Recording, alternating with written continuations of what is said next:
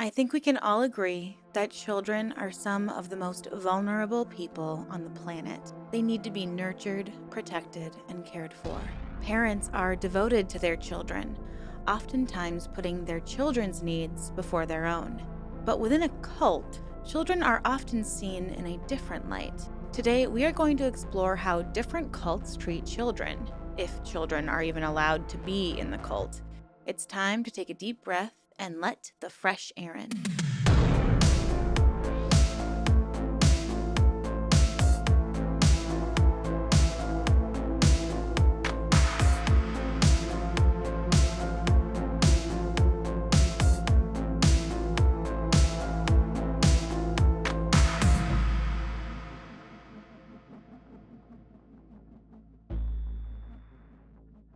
Hello, everyone. My name is Erin, and welcome back, or welcome if you're brand new. My name is Erin, and I am fascinated by all things cults, true crime, and unique spiritual practices. I upload 2 or 3 times a week on one of these topics, so if you like this kind of content, please consider subscribing. I would absolutely love to have you here. And I'm about to mention several cults here, and I haven't yet done a deep dive on all of them. So, if you're curious about one or more of these cults and want to learn more, just let me know in the comments and I will try to cover it. I've been receiving so many suggestions of cults to cover. I've received stories from you about yourself or loved ones who were in cults or currently are in cults. So, this is a topic that I just want to dive even deeper into in 2024. And so we can spread awareness about these dangerous groups because so many of them are still flying under the radar. So please do not hesitate to reach out or comment about a cult that you would like to see covered in 2024. The list keeps on growing, and I would just love to keep getting more input. Quick disclaimer, today's video is a really heavy one. It's actually a lot shorter than I intended because I ended up having a really difficult time covering this topic. So I just want to offer a trigger warning for child neglect and sexual and or physical. So viewer discretion is advised. If you want to go ahead and skip this one, I totally understand. I just think it's really important to talk about so that we can protect some of the most vulnerable members of our society. When we take a look at one cult, we can almost always see similarities to another cult. There are a lot of practices that all cults use: isolation, brainwashing tactics, the bite model, and more. So it's becoming even easier to identify cults and see the red flags before it's too late. But one thing in particular that seems to be very different within a cult are children and the role children play inside that cult. Some leaders might encourage sterilization to avoid people from procreating, while other cult leaders encourage children so that they could become closer to God or groom those children to grow up to become powerful political leaders. These differences are intriguing to me because although cults are super similar in so many ways, they all seem to value children differently. And I believe that makes children way more vulnerable within all of these dynamics within a cult.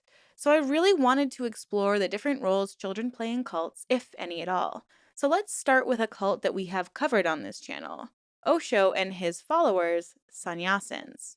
And if you're not familiar with that story, I'll go ahead and link my video telling it right up here. So, this is a cult that really did not want children involved at all. Osho actually encouraged women to leave their children outside the commune, which led to many abandoning their loved ones, which is just tragic. I can't imagine growing up and realizing that your mom or dad had abandoned you for a cult. It's just heartbreaking. And can you imagine trying to nurture your relationship with your child once again after you've left the cult? Oh, it would be so difficult.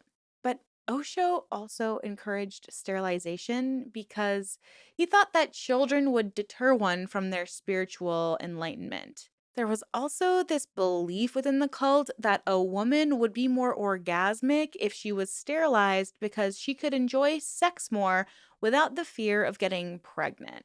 I mean, yeah, we can't forget that sex night and day was one of the allures to this group. But sterilization procedures were actually provided for free to anyone who wanted it, and the people who did commit to getting sterilized were considered to be more dedicated to Osho and his cult.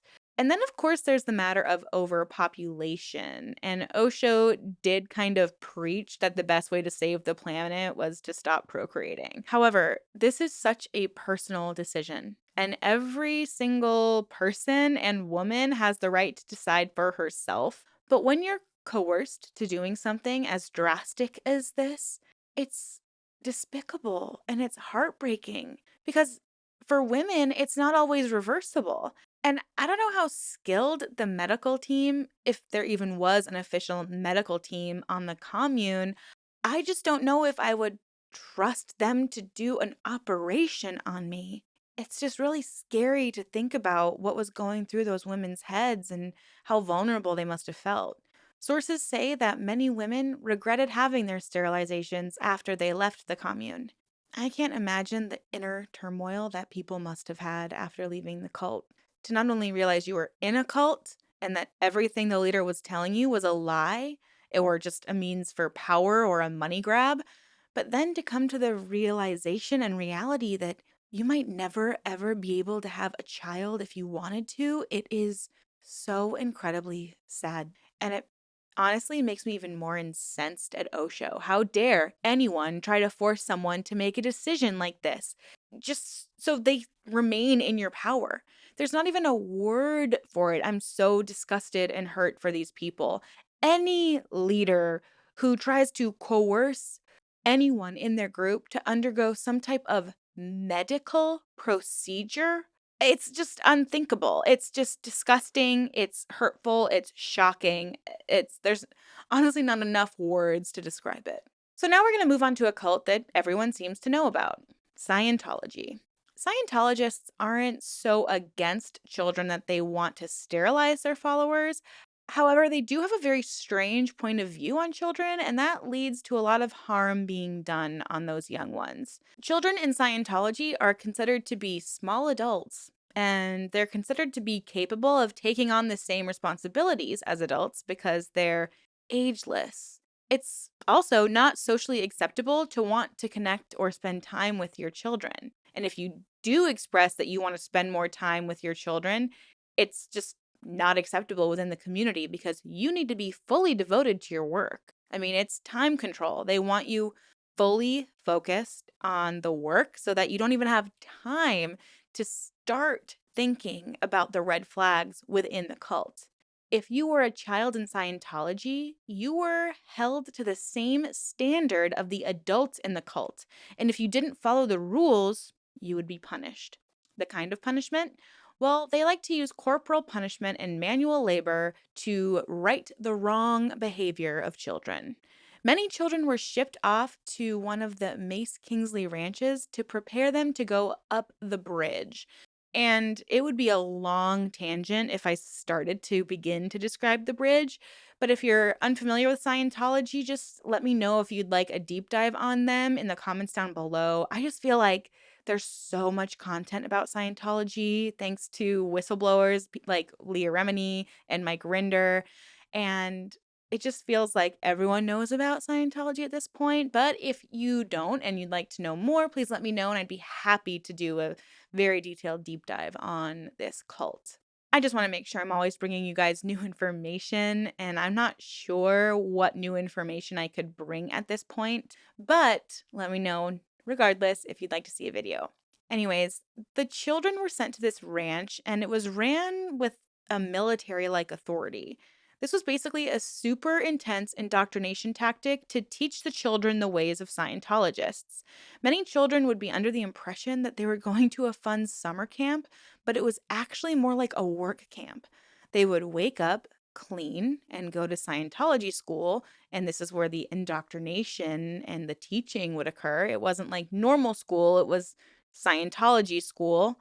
And then they would do a lot of hard labor. And if they broke a rule or did something wrong, they would undergo some intense, sometimes physical punishments, like getting washed with a metal brush or thrown into a lake things that should just not be happening to a child.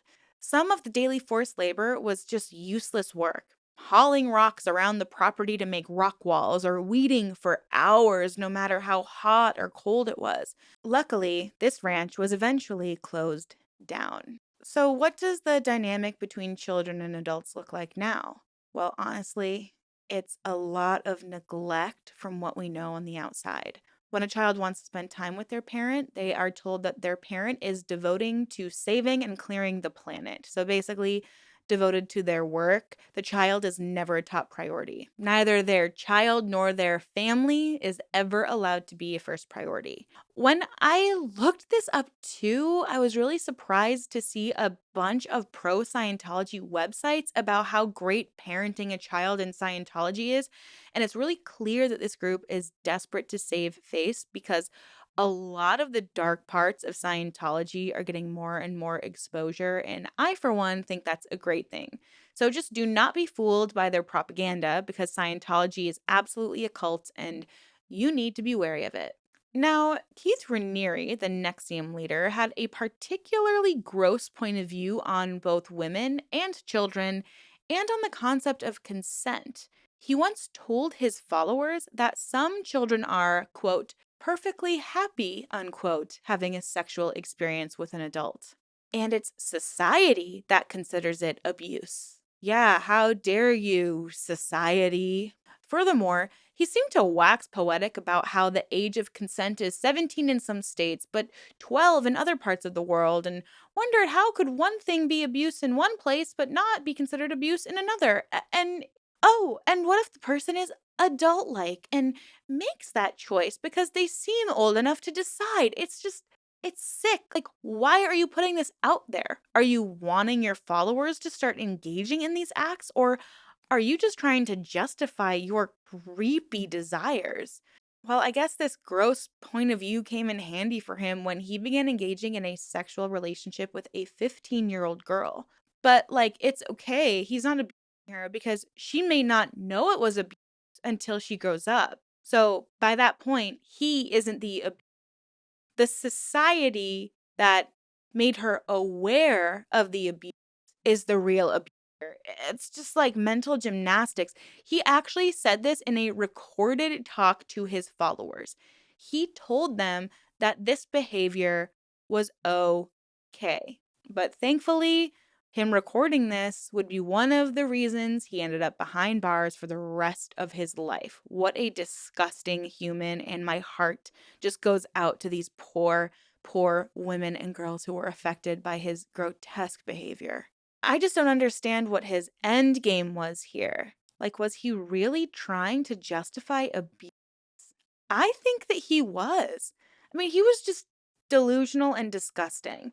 He allegedly also forced women to have abortions and instructed them on how to conduct one themselves. So I guess it's safe to say that he didn't want young children in his cult, but teenage girls were okay. This is why this topic's so difficult. I'm already feeling queasy. Now, let's move on to another cult, the 12 Tribes cult. Now, I do plan on doing a deep dive of this group, but like a lot of Christian fundamentalist organizations or cults, they seem to really enjoy beating their children down so they can build the children up into whoever they want the child to be. The more you beat them down and hurt them, the more you can build them up, apparently. I just don't know why these cults can't seem to understand that these children do not know anything about the world because they have literally never lived in it before. Apparently, children weren't allowed to cry or carry on in any way, and if they do anything resembling being upset or having a tantrum, they will be restrained or beaten until they submit and stop crying. They believe the children will always follow their parents and should always listen to their parents. If a child so much as asks for second helpings at breakfast, they would be beaten. And in fact, it was almost an expectation. Parents were shamed and ostracized if they didn't spank their children after whatever bad behavior the children were doing. Which, in my opinion, is just probably like a child acting like a child. And what's even more horrifying about this is it wasn't just parents spanking their own child. Any adult could punish any child for any reason. It was basically a free for all. And why? Because you believe that's how they remain pure and learn their lesson? It doesn't make any sense. It's just horrific to think about. And honestly, it gets even worse with the next group. Warren Jeffs, the self proclaimed prophet and leader of the FLDS, is currently serving a life sentence for trafficking and sexually assaulting minors. He had around 80 wives and 60 children, but let's face it, some of his wives were also children. His youngest wife was just 12 years old. 12. He promoted this belief that the more wives and children a man had, the higher he would be in heaven. So procreating was highly encouraged, and he did so with his wives, his child wives, and his relatives. Incest wasn't necessarily discouraged at all, so many children who were born to Jeff and some of his followers suffered birth defects that would cause them to pass away. There was literally a graveyard on the compound that was meant for only children who had suffered that fate. I can't imagine being a part of something like that. It's just so concerning and sad to even think about, to not only engage in sexual activity with a minor, but a minor who could be a relative with absolutely no regard for the outcome of that activity. Why subject a person to that fate? And speaking of fate, what happened to the young boys who were born into the cult? This is one of the first groups where they actually wanted to procreate more girls so that they could marry the girls. So the boys were just cast aside, thrown out, sometimes forced out of the cult because there weren't enough girls for the older men in the cult. So if a young man fell in love with a young girl on the compound, he might be forced off the compound so that that young girl could marry some old guy. So that young boy is out in the world with no understanding of what life looks like outside of the cult, no money, no resources. Some of these boys left on their own, but most of them were forced out and they were told they couldn't return unless they came back with a wife. I mean, they were shunned by their families. That must have caused so much trauma and inner turmoil. Many of the Lost Boys band together to sue the FLDS for psychologic and economic injury, but eventually they ended up dropping the lawsuit. So now let's move on to another creep who wanted to sleep with a lot of women and children. David Koresh, leader of the branch Davidians, the ones who were involved in the Waco massacre, decided that all women in the cult would now be his wives, as only his seed could be passed on, according to him. He believed he was a prophet connected to God, and so only he was allowed to sleep with the women in the commune because only his seed could carry on this purity, this divinity, I guess. He annulled all current marriages within the cult, and then he became all of those women's husband. And the husbands were like, okay, they just went along with it. They were no longer allowed to make love to their own wives. And when a girl would come of age, which would be as early as 11 years old, he would have the child, because let's remember, she's a child. He would have her wear a yellow Star of David as a signal that she was ready to be his wife, and it would also mean that she would eventually have intercourse with him. I'm honestly just starting to believe that a lot of these cult leaders are literally just perverts and they intentionally become cult leaders so that they can somehow justify and get away with their disgusting, perverse desires. Like, imagine your parents bringing you into this group. Imagine knowing someone as your father your whole life and then growing up to have to become his wife. It's just so disgusting to think about this. And it seems really concerning to me that this is a theme that happens in so many of these groups. And the words that Keith Raniere said just keep like echoing in my head of some children enjoy it. And it's like, what? Are you just trying to say this to your followers to get them to accept your inevitable gross behavior? They're children. They're helpless. They don't know any better. They're looking to adults to protect them. I just really hope that we're able to protect children from groups like this. It's really difficult to talk about. We've covered the Twin Flames universe cult a lot, and there have been whisperings that allegedly Jeff has begun to talk about moving people to a commune. And he's even hinted at the children born in the commune only being allowed to be of God's seed. And let's not forget, he has considered himself to be both Jesus, but also Jesus's brother in separate accounts. So it's really concerning to me that this could even be an option for people who are following Jeff and Shalili. Like, Shalili, sorry. It just seems like there's the potential for all of the followers to have to inevitably sleep with Jeff if they want to have a child. I don't know. When I heard that, it just felt like red flags were waving everywhere. I'm sure we're all really uncomfortable at this point. Like I said earlier, this topic's been really difficult to cover, and I was hoping I would be able to discuss at least 10 groups today. But honestly, as I learn more, I'm becoming more and more upset. And so, for my own mental health, I am going to stop here because there's absolutely no gray area when it comes to children and cults. They're almost always either abandoned, neglected, beaten, abused, violated, or all of the above. Cults all seem to have a different point of view on children, but the fact is that it's so incredibly common.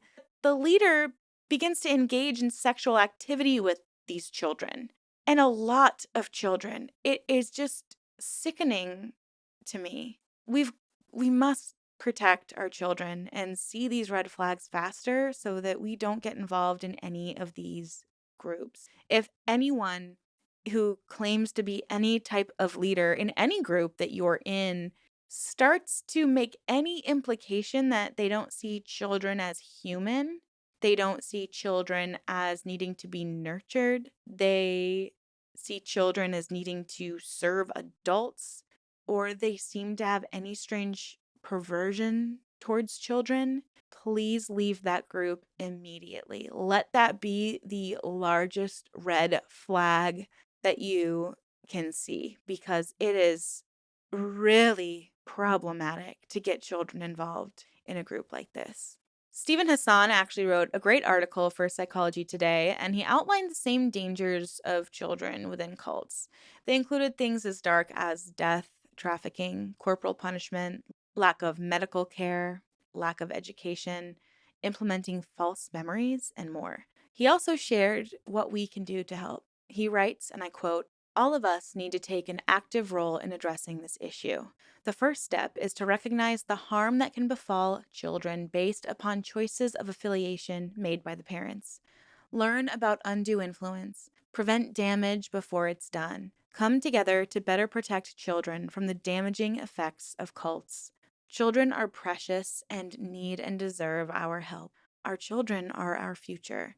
They deserve love, safety, and encouragement to grow up to be themselves and not have a pseudo identity imposed on them. They deserve medical treatment and an education that includes history, science, math, reading, media literacy, and especially critical thinking."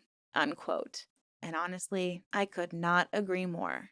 I'd also like to add that when I first went into this topic, it was because someone had commented about Osho forcing sterilizations, and I started to become curious about how children were treated in other cults. Were they always considered a distraction? Because typically in cults, they want everyone to be highly controlled and predictable, and their behavior to be controlled and predictable, but children are very unpredictable. So I was wondering if children were always considered a distraction. And I too, at the time, had been researching another cult leader who basically used his group as a means to sex young boys. And it's confusing to see that although cults operate so similarly, their views on children are so different. However, I can say that most cults do not treat children like actual humans. We need to use caution before we jump into any group or organization. We can't just treat children like adults, like they have everything all figured out. And we can't beat them into submission because they're hungry. And we sure as hell can't marry them because we think it's our gateway to heaven. It is my belief that many of these cult leaders create their belief systems and structure around these perversions towards children. They create a group surrounding them that won't question what they're doing because they're the leader. What they say goes. So no one calls them out for their perverted, grotesque behavior. And then it all slowly becomes more and more justified within the cult and within each individual person's mind. There's no true sense of morality at this point. We saw this too with the Ruby Franke, Jody Hildebrandt case, and we saw it in the Lori Vallow case too. This justification of extreme punishment, torture, and even murder of those children, all because of the strange beliefs these parents hold that maybe the child is possessed or demonic. None of that justifies treating a child in this way. When Lori Vallow got sentenced to life in prison for murdering her children because she thought they were possessed, she told the judge that they were happy in heaven and they were still working hard. She's so far in her delusion that she can't even see that she murdered her children. They're gone forever. They're not doing some other dimensional work. They're gone. She's going to need years of deconstruction. And when it finally hits her that she actually killed her kids because she was under this spell, she's going to have to grieve. She's hopefully going to grieve and learn from what she did. No religion justifies hurting a child. We need to protect children from these groups and these abusive parenting techniques. They're innocent and they cannot consent to what they're experiencing. We need to call this behavior out faster. And I truly hope that maybe there's one parent who's questioning leaving their group or their cult or organization, whatever it might see this and let this be what pushes them to leave. I promise, if you're in that position, leaving is what's best for both you and your child, no matter if you're scared to be shunned or ostracized. You just need to get out to protect yourself and your children. I want to reiterate how difficult a topic this was to cover, but I really think it's an important one. I hope that we can all become better at seeing the signs and avoiding these dangerous groups altogether, whether you have a child or not. It's dangerous for children and adults alike. Our beliefs affect our behaviors, and our behaviors affect other people and how we treat other people.